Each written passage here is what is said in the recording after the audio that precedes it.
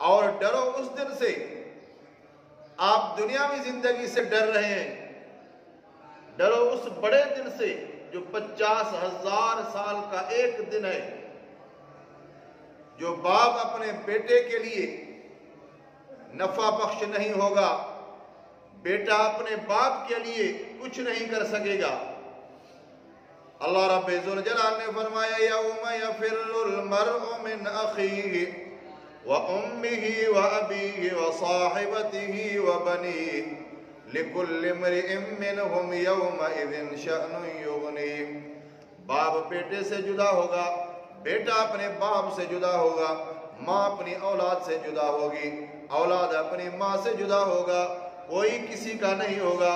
اگر جس کو چاہے تو وہ شفاعت کرے گا، قیامت کے دن اپنی امت کے لیے شفاعت کریں گے تو حضرت محمد مصطفیٰ صلی اللہ علیہ وسلم اللہ کی اجازت سے شفاعت کریں گے، نہیں تو کوئی کسی کا نہیں۔ اللہ تعالیٰ اس آیات میں اپنے انعامات اور قیامت کے واقعے کو بیان فرما